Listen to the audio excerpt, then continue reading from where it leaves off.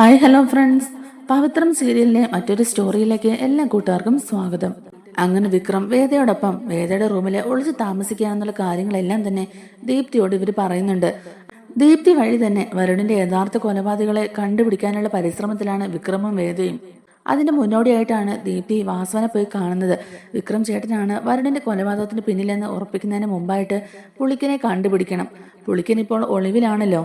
അയാൾക്കറിയാം സത്യം എന്താന്നുള്ളത്. അയാൾക്കറിയാം അന്ന് അവിടെ എന്താ സംഭവിച്ചെന്നുള്ളത്. അതുകൊണ്ട് പുളിക്കൻ എവിടെ ഒളിഞ്ഞിരുന്നാലും അയാളെ കണ്ടുപിടിക്കണം. എന്നിട്ട് അയാളോട് തന്നെ ചോദിച്ചറിയണം. വരുണിനെ കൊന്നത് ആരാണെന്ന് അയാളോട് തന്നെ ചോദിക്കണമെന്നൊക്കെ ദീപ്തി വാസുവിനോട് പറയുന്നുണ്ട്. അതിനുശേഷം വിക്രം ചേട്ടനാണ് ഈ കൊലയ്ക്ക് പിന്നില്ലെങ്കിൽ അച്ഛൻ എന്ത് തീരുമാനം വേണമെങ്കിലും എടുക്കാന്ന് പറയുകയാണ് കേട്ടോ. അപ്പോൾ ദീപ്തിയുടെ വാക്കുകൾ കേട്ടിട്ട് വാസുവനെ മാറി ചിന്തിക്കുകയാണ്. അങ്ങനെ പുളിക്കനെ കണ്ടുപിടിക്കുന്ന ശ്രമത്തിലാണ് വാസവൻ. രാജുവേട്ടനെയും കൂട്ടുകാരെയൊക്കെ വിളിച്ച് പുളിക്കൻ എവിടെയാണെന്നുള്ള കാര്യങ്ങളെല്ലാം തന്നെ വാസവൻ അന്വേഷിക്കുന്നുണ്ട്. അയാളെ കണ്ടുപിടിക്കാൻ നിങ്ങൾ എന്തെങ്കിലും മാർഗമായിട്ട് മുന്നോട്ട് പോയെന്നൊക്കെ അറിയുകയാണ് കേട്ടോ. എന്നാൽ ദീപ്തി വാസവനെ കാണാൻ വന്ന കാര്യവും പുളിക്കന്റെ കാര്യം അന്വേഷിക്കണമെന്ന് പറഞ്ഞതും വരുണിന്റെ കൊലയ്ക്ക് പിന്നിൽ വിക്രം തന്നെയാണോ എന്നുള്ളത് ഇപ്പോഴും സംശയമുണ്ട്.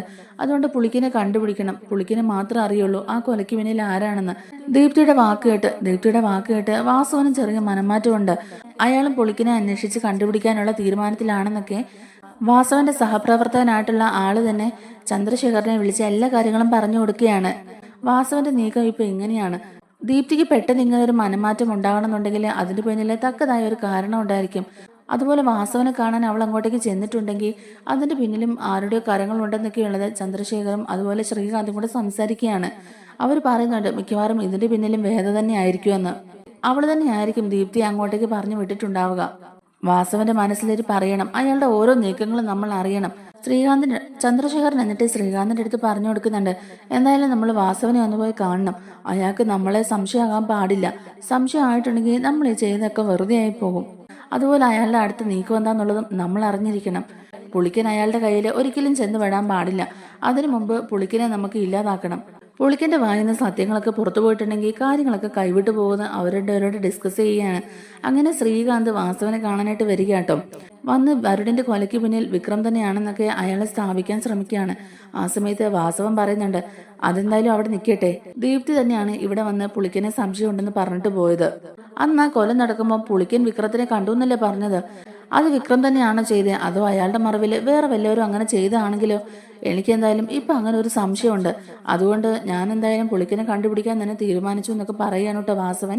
അത് കേൾക്കുമ്പോൾ ശ്രീകാന്തിന് ചെറിയ ടെൻഷനൊക്കെ ആകുന്നുണ്ട്. എനിക്ക് വേണ്ടത് എൻ്റെ മകനെ കൊന്ന കൊലപാതകയാണ്. ഞാനത് കണ്ടുപിടിക്കാൻ ഏതറ്റം വരെയും പോകുമെന്നും വാസവൻ പറയുന്നുണ്ട്. അതിന് പകരം വേറെ ആരെങ്കിലും കൊന്നിട്ട് അതിന്റെ പ്രതികാരം തീർത്തിട്ട് ഒരു കാര്യവും ഇല്ലല്ലോ. എന്തായാലും ആ വഴിക്കും കൂടി ഞാനൊന്ന് അന്വേഷിക്കട്ടെ. വിക്രമിന് എന്റെ കൈ കിട്ടും. അവനുള്ള പണി ഞാൻ കൊടുത്തോളാം എന്നൊക്കെ വാസവൻ പറയുന്നുണ്ട്. എന്നാൽ പുളിക്കൻ എവിടെയാണെന്ന് ശ്രീകാന്തനോ ചന്ദ്രശേഖരനോ പോലും അറിയില്ല കേട്ടോ. അയാൾ എവിടെയാണെന്ന് ആർക്കും തന്നെ ഒരറിവുമില്ല. അതിനും കൂടി വേണ്ടിയിട്ട് തന്നെയാണ് വാസവന്റെ സുഹൃത്തിന് അയാൾ കാശ് കൊടുത്ത് കൈക്കലാക്കി വെച്ചിരിക്കുന്നതും. എന്തായാലും വാസവനും കൂട്ടുകാരും ഊർജിതമായിട്ട് തന്നെ പുളിക്കനെ അന്വേഷിച്ചിറങ്ങും. ആ സമയത്ത് പുളിക്കൻ അവരുടെ കയ്യിൽ പെടുന്നതിന് മുമ്പ് തന്നെ പുളിക്കന്റെ കാര്യത്തിൽ നമ്മൾ ഒരു തീരുമാനം ഉണ്ടാക്കണമെന്ന് ശ്രീകാന്തും ചന്ദ്രശേഖരനും കൂടെ തീരുമാനിക്കുകയാണ്. രാജുവേട്ടനെയും കൂട്ടുകാരെയും വാസവൻ കണ്ടുമുട്ടുന്ന സമയത്ത് അവരുടെ ചെറിയ നീക്കങ്ങളൊക്കെ സൂചിപ്പിച്ചിട്ടുണ്ടായിരുന്നല്ലോ. അതുകൊണ്ട് തന്നെ വാസവന്റെ നേതൃത്വത്തിൽ അവരും ഒരു അന്വേഷണത്തിനായിട്ട് ഇറങ്ങുകയാണ്. അവര് മൂന്നുപേരും പുളിക്കനെ കണ്ടുപിടിക്കാനായിട്ട് ഓരോ സ്ഥലങ്ങളും അന്വേഷിച്ച് നടക്കുന്ന സമയത്ത് വാസവന്റെ ആ ഒറ്റ കൊടുക്കുന്ന സുഹൃത്തും കൂടെ ഉണ്ടാകും. ഇടയ്ക്കിടയ്ക്ക് അയാളുടെ പ്രവൃത്തിയിൽ ഇവർക്ക് നല്ല സംശയമൊക്കെ ആകുന്നുണ്ട്. അങ്ങനെ അയാൾ മാറി നിന്ന് ആരുടെ ഫോണിൽ സംസാരിക്കുന്നതൊക്കെ ജോസഫ് കേൾക്കാൻ ഇടയാവുകയാണ്. ജോസഫ് എന്നിട്ട് രാജുവേട്ടനോടും ഒക്കെ ആയിട്ട് പറയുന്നുണ്ട്, തൽക്കാലം നമുക്കിവിടെ അന്വേഷണം നിർത്താം. വാസവന്റെ കൂടെയും ഒറ്റ കൊടുക്കുന്ന ആളുണ്ടെന്നുള്ള കാര്യം എനിക്ക് ഉറപ്പായി. എന്താ ജോസഫ് നീ അങ്ങനെ പറഞ്ഞേ എന്നിങ്ങനെ രാജുവേട്ടൻ ചോദിക്കുക. അപ്പൊ ജോസഫ് താൻ മനസ്സിലാക്കിയ കാര്യങ്ങളെല്ലാം തന്നെ പറയുക കേട്ടോ. അയാൾ ഫോണിൽ കൂടെ ആരെയോ വിളിച്ച് സംസാരിക്കുന്നത് ഞാൻ കേട്ടു. അതുകൊണ്ടാണ് ഞാൻ പറഞ്ഞെന്നൊക്കെ തന്നെ അയാൾ പറയുകയും ചെയ്യുന്നുണ്ട്. വാസവന്റെ കൂടെ അയാളുടെ വലങ്കൈ നടക്കുന്ന ആ ഒരു ജോബി അയാളൊരു ഒറ്റുകാരനാണെന്ന് ജോസഫ് അവരോട് പറയുകയാണ്. രാജുവേട്ടൻ പറയുന്നുണ്ട്, എങ്കിലും അത് സൂക്ഷിക്കണമല്ലോ. നമ്മുടെ ശ്രീനി സാറിന്റെ വലങ്കൈ ആയിരുന്നല്ലോ പുളിക്കൻ. എന്നിട്ട് അവൻ കാണിച്ച പ്രവൃത്തി കണ്ടില്ലേ? ഇത്രയും നാളും കൂടെ നിന്ന് ചതിക്കുകയല്ലായിരുന്നു അവൻ. അതുപോലെ തന്നെ വാസവന്റെ വലങ്കയായിട്ട് നിൽക്കുന്ന ജോബി, അവനും മാർക്കോ വേണ്ടിയിട്ട് ഈ രഹസ്യങ്ങളെല്ലാം ചോർത്തുന്നുണ്ടോന്ന് എനിക്കിപ്പോ ഉറപ്പായി എന്നൊക്കെ തന്നെ പറയുകയാണ്. നമ്മുടെ കൂടെ നിന്ന് നമ്മുടെ വിക്രത്തെ തന്നെ ചതിച്ചവനല്ലേ പുളിക്കൻ. അവനെ കൈ കിട്ടിയാലും വെറുതെ വിടരുതെന്നാ ഞാൻ പറയുന്നത് എന്നൊക്കെ ഇങ്ങനെ രാജുവേട്ടൻ പറയാട്ടോ. അപ്പൊ ജോസഫ് തന്നെ സംശയത്തോടെ ചോദിക്കുന്നുണ്ട്, എനിക്കൊരു സംശയം, ഇതിന്റെയൊക്കെ പിന്നില് ആ ശ്രീകാന്ത് തന്നെ ആയിരിക്കുമോ? ശ്രീകാന്ത് പണം കൊടുത്ത് ഇവരെയൊക്കെ കൈപ്പടയിൽ ഒതുക്കി വെച്ചിരിക്കുന്നതാണോ എന്നൊക്കെ ഇങ്ങനെ ചോദിക്കുകയാണ്. രാജുവേട്ടൻ പറയുന്നുണ്ട്, ഇനിയിപ്പോൾ അങ്ങനെ തന്നെ ആണെങ്കിൽ പോലും യഥാർത്ഥ പ്രതി ആരാണെന്നുള്ളത് പുളിക്കലിന് അറിയാമല്ലോ. വിക്രമിനെ ഇതിലെ മനഃപൂർവ്വം കൊണ്ട് ചാടിച്ചതാ പുളിക്കൻ. അതിനയാൾക്ക് നല്ല കാശും കിട്ടിക്കാണും. എന്തായാലും അയാളെ പൊക്കിയ എല്ലാ സത്യങ്ങളും മനസ്സിലാക്കാൻ പറ്റും. അങ്ങനെ അവർക്ക് ഇൻഫർമേഷൻ കിട്ടിയ സ്ഥലങ്ങളിലെല്ലാം തന്നെ അവർ പോയി അന്വേഷിക്കുകയാണ് കേട്ടോ. പുളിക്കിനെ ഒരു കടയിൽ വെച്ച് കണ്ടു എന്ന് പറഞ്ഞ് ഇൻഫർമേഷൻ കിട്ടിയല്ലോ. ആ കടയുടെ പരിസരങ്ങളിലൊക്കെ ഇവർ മറഞ്ഞിരുന്ന് പുളിക്കൻ വരുന്നുണ്ടോ എന്നൊക്കെ ഇങ്ങനെ നോക്കിയിരിക്കുകയാണ്. പുളിക്കിന്റെ കണ്ണിൽ പെടാത്ത രീതിക്ക് തന്നെ ഇവരെല്ലാരും മറഞ്ഞിരിക്കുകയാണ്. എന്തായാലും തേടിയ വള്ളി കാലിൽ ചുറ്റി എന്ന് പറയും പോലെ തന്നെ പുളിക്കൻ അങ്ങോട്ടേക്ക് വരുന്നത് ഇവർ കാണുകയും ചെയ്യുന്നുണ്ട്. അയാളുടെ മുഖത്ത് നല്ല പേടിയും പരിഭ്രമവും ഉണ്ട്. ആരും അയാൾ ഭയക്കുന്നുണ്ടെന്നും ജീവന് ഭീഷണി ഉണ്ടെന്നുള്ളതും അയാൾക്ക് മനസ്സിലായി. അതുകൊണ്ട് തന്നെ അയാൾ പേടിച്ചാണ് വരുന്നതും. തൊട്ടടുത്തുള്ള STD ബൂത്തിൽ കയറി അയാൾ ആരെയോ കോണ്ടാക്ട് ചെയ്യാൻ ശ്രമിക്കുന്നുണ്ടെന്നുള്ളത് ഇവർക്ക് മനസ്സിലായി. ആരെങ്കിലും തന്നെ നോക്കുന്നുണ്ടോ, ആരെങ്കിലും തന്റെ പിന്നാലെ ഉണ്ടോ എന്നൊക്കെ അങ്ങോട്ടും ഇങ്ങോട്ടും അയാൾ തിരിഞ്ഞും മറിഞ്ഞുമൊക്കെ നോക്കിയതിനു ശേഷമാണ് STD ബൂത്തിലേക്ക് കയറുന്നത്. എന്തായാലും അയാൾ STD ബൂത്തിലേക്ക് കയറിയ സമയം കൊണ്ട് തന്നെ ഇവർ മൂന്നാളും കൂടി ചെന്ന് ആ പുളിക്കിനെ കൈയോടെ പിടികൂടുകയാണ്. പുളിക്കിനെ കൈയോടെ തന്നെ പിടിച്ചു വലിച്ച് അവർ വേറൊരു സ്ഥലത്തേക്ക് കൊണ്ടുപോവുകയാണ്.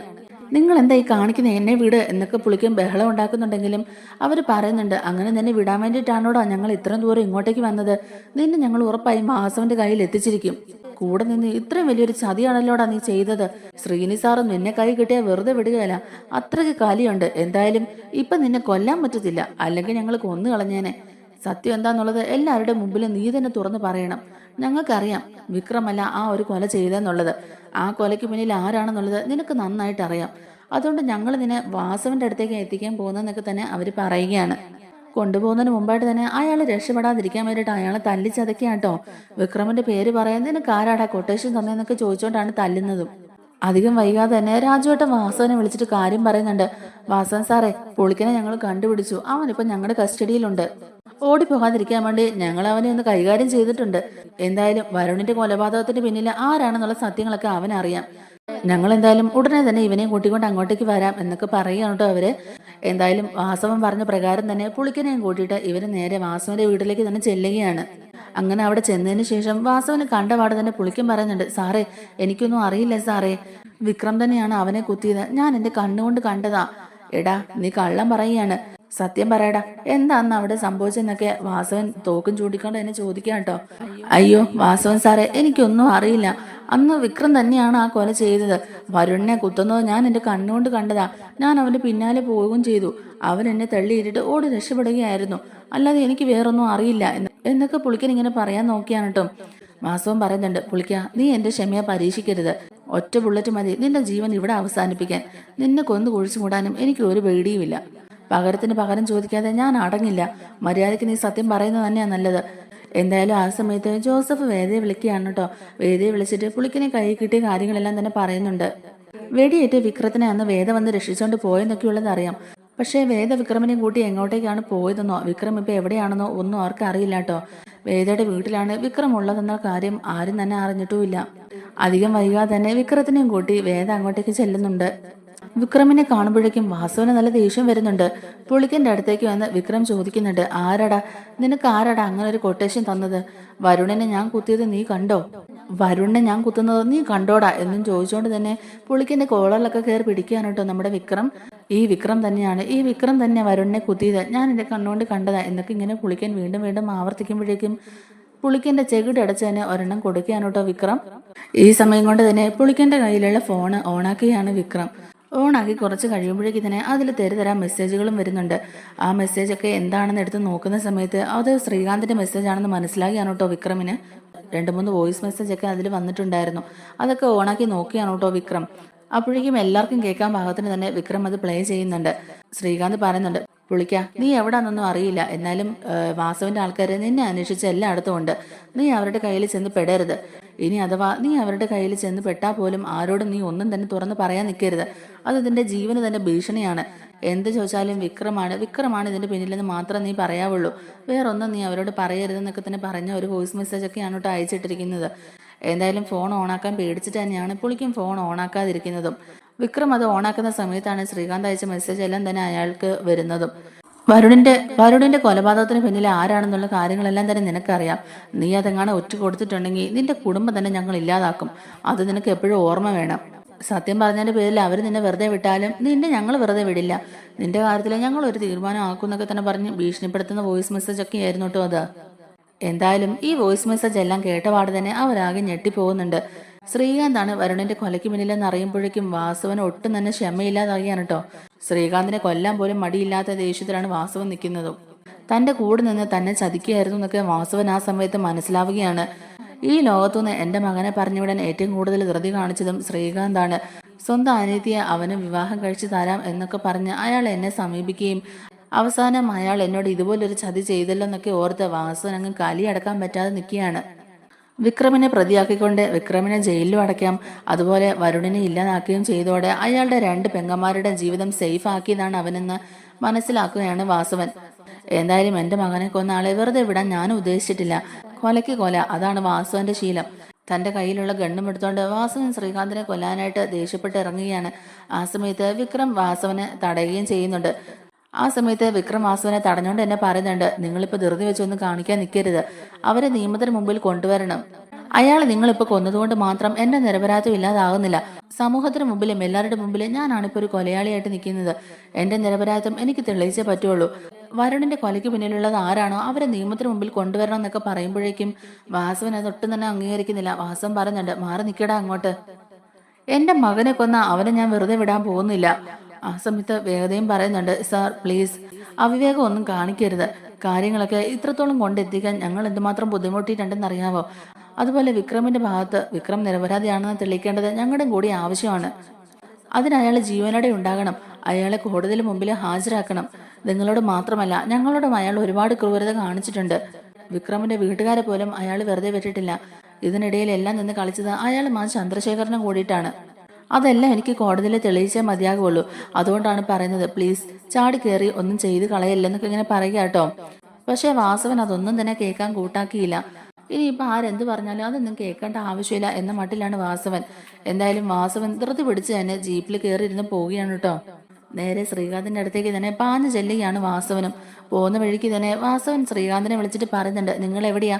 എനിക്ക് നിങ്ങളെ അത്യാവശ്യമായിട്ടൊന്ന് കാണണം. പുളിക്കിനെ എന്റെ കയ്യിൽ കിട്ടിയിട്ടുണ്ട്. വിക്രം തന്നെയാണെന്ന് അയാൾ പറയുന്നത്.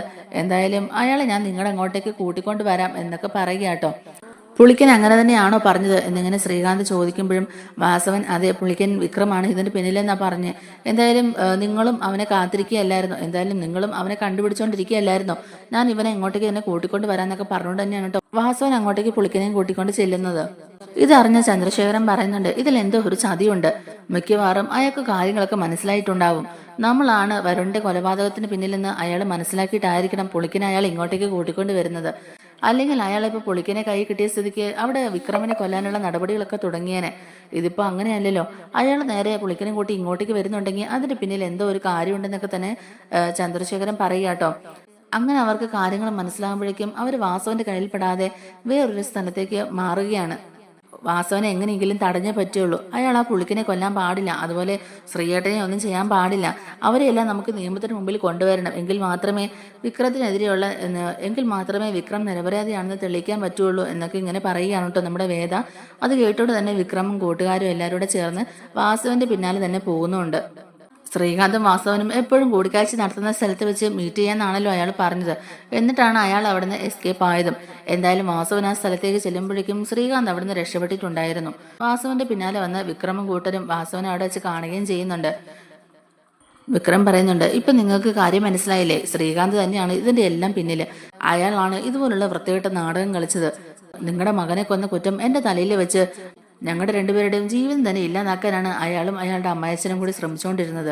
ഇപ്പൊ നിങ്ങൾക്ക് കാര്യങ്ങളെല്ലാം മനസ്സിലായല്ലോ എന്നൊക്കെ ഇങ്ങനെ പറയുമ്പോഴേക്കും തന്നെ വാസവൻ വിക്രമിനെ ചേർത്ത് പിടിച്ചുകൊണ്ട് പറയുന്നുണ്ട്, അതെ ഇപ്പൊ എനിക്ക് കാര്യങ്ങളെല്ലാം മനസ്സിലായി എന്നൊക്കെ. കൂടെ നിന്ന് ചതിച്ച അവരെ ഞാൻ വെറുതെ വിടില്ല. എന്റെ മകനെ കൊന്ന അവനോട് ഞാൻ ഒരിക്കലും പൊറുക്കില്ല എന്ന് തന്നെ വാസവൻ തീരുമാനിക്കുകയാണ്. അങ്ങനെ വിക്രമിന്റെയും വാസവന്റെയും കയ്യിൽപ്പെടാതെ ഒളിഞ്ഞു നടക്കുകയാണ് ശ്രീകാന്തിന്റെ അമ്മായച്ചനും. വാസവന്റെ കൈ കിട്ടിയ അയാൾ കൊല്ലാനും മടി കാണിക്കില്ലെന്നുള്ളത് ശ്രീകാന്തിന് അറിയാം. അതുപോലെ തന്നെ വിക്രമിന്റെ കയ്യിൽ കിട്ടിയാലും ഇത് തന്നെയായിരിക്കും അവസ്ഥ എന്നുള്ളത് അറിയാം. എന്തായാലും രണ്ടുപേരുടെ ജീവിതം തന്നെ ഇല്ലാതാക്കാൻ നോക്കിയതല്ലേ ശ്രീകാന്ത്. അയാൾക്ക് നല്ലൊരു തിരിച്ചടി തന്നെയാണ് കേട്ടോ കിട്ടിയിരിക്കുന്നത്. വാസവന്റെ വഴിക്കും വിക്രത്തിന്റെ വഴിക്കും അയാളെ അന്വേഷിച്ച് നടക്കുന്നുണ്ട്. വേദ ബുദ്ധിപൂർവ്വം കോടതിയിൽ വിക്രമിനെതിരെ മുൻകൂർ ജാമ്യം എടുക്കാനുള്ള നടപടികളൊക്കെ സ്വീകരിക്കാണ് കേട്ടോ. അങ്ങനെ വിക്രമിന്റെ നിരപരാധിത്വം വേദ തന്നെ കോടതിയിൽ തെളിയിക്കാനുള്ള പരിശ്രമത്തിലാണ്.